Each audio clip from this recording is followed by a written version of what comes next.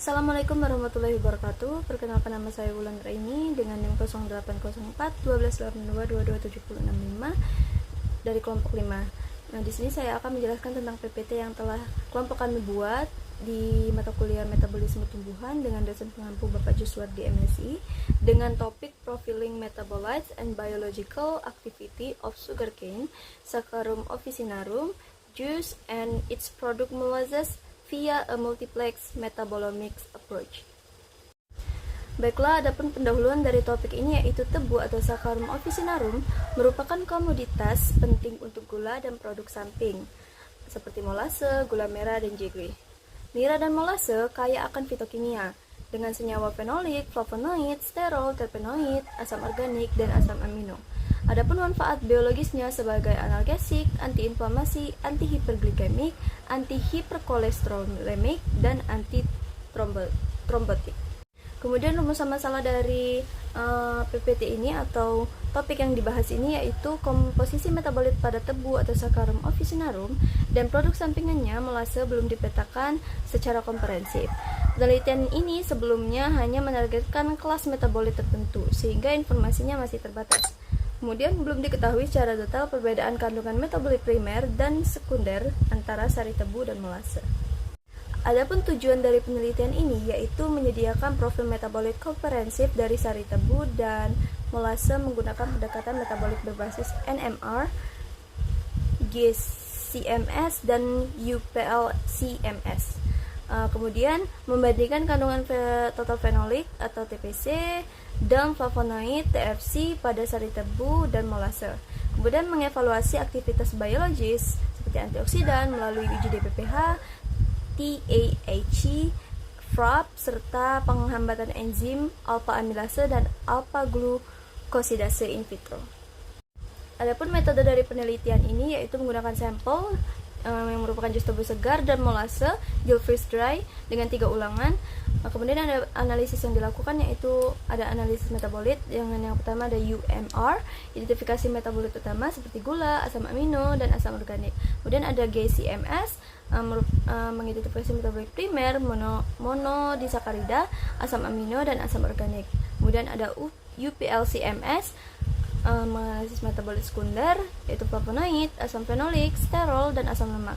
Adapun uji fitokimia dan bioaktivitas TPC, fenolik total, dan TFC, flavonoid total. Kemudian uji antioksidan yaitu dengan metode DPPH, TAAC, dan FRAP. Adapun hasil penelitian yang telah didapatkan yaitu di mana 42 metabolit telah teridentifikasi di mana ada flavonoid, asam lemak, dan sterol. Kemudian kandungan fenolik dan flavonoid molase lebih tinggi dibandingkan dengan jus tebu. Kemudian ada aktivitas antioksidan merupakan molase, jus tebu dengan metode FRAP dan ABTS lebih tinggi. Kemudian aktivitas antihiperglikemik, molase lebih dapat menghambat alpha glucosidase.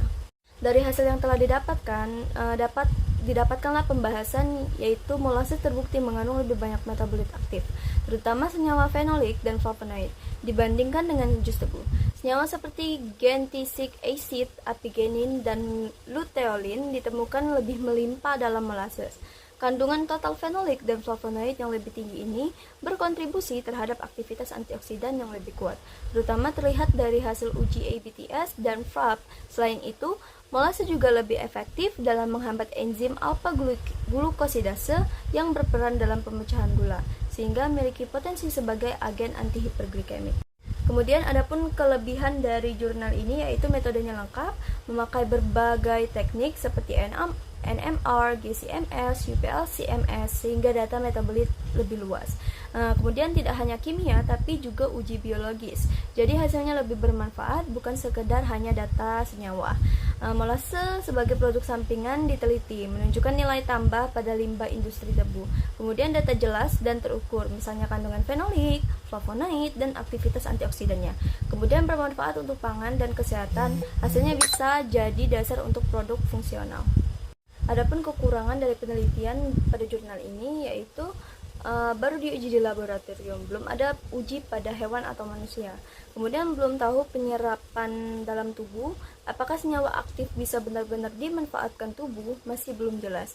Kemudian sampelnya terbatas, hanya dari satu sumber tebu, tidak membandingkan varietas dan daerah lain. Kemudian metode NMR kurang sensitif, beberapa senyawa jumlah kecil bisa tidak terdeteksi. Kemudian telah sampai pada penghujung, yaitu kesimpulan, molase lebih unggul dalam kandungan fenolik, flavonoid, aktivitas antioksidan, dan potensi anti-hiperglikemik dibanding nira. Produk samping tebu berpotensi sebagai pangan fungsional dan sumber senyawa bioaktif. Adapun studi ini mendukung pemanfaatan metabolomik untuk mengungkap nilai tambah tebu di luar sukrosa. Kemudian ini adalah lampiran jurnal yang telah kami pakai dengan judul yang sama pada PPT depan. Terima kasih, sekian.